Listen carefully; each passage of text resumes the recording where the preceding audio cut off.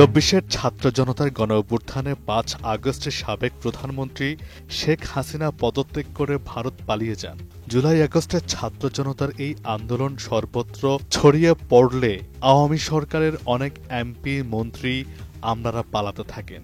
৫ আগস্টে সাবেক প্রধানমন্ত্রী পালিয়ে যাওয়ার সাথে সাথে আরও অনেক এমপি মন্ত্রী আমলা ও প্রশাসনের ঊর্ধ্বতন কর্মকর্তা সহ জাতীয় মসজিদ বায়তুল মোকাররমের খতিবও পালিয়ে যান।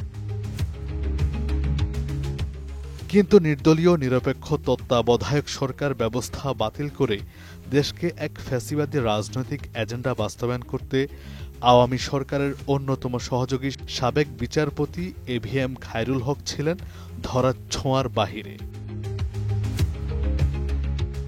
শেখ হাসিনা দেশ পালানোর পর আইন কমিশনের চেয়ারম্যানের পদ ছাড়েন আলোচিত বিতর্কিত এই সাবেক প্রধান বিচারপতি খায়রুল হক। অবশেষে বৃহস্পতিবার সকাল আনুমানিক ৮টায় ধানমন্ডির বাসা থেকে সাবেক বিচারপতি খায়রুল হককে আটক করে ডিবি পুলিশ।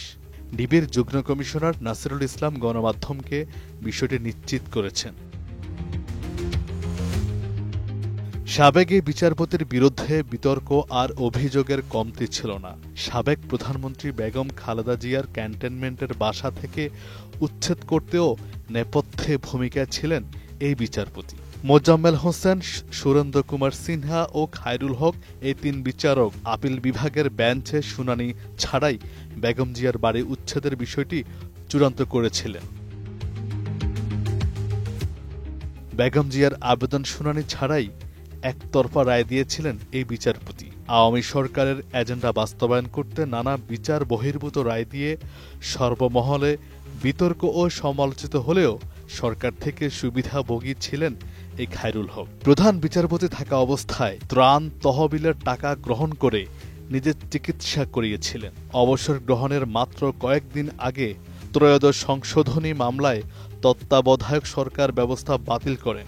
তার এই রায়ে দেশীয় রাজনীতিতে অনিবার্য সংঘাতের দিকে ধাবিত হয়। তাছাড়া শেখ হাসিনা সরকারের ভোট ডাকাতের সুযোগ করে দেয়। এসব ছাড়াও বিতর্কিত সব বিষয়ে তার সরব পাওয়া যেত।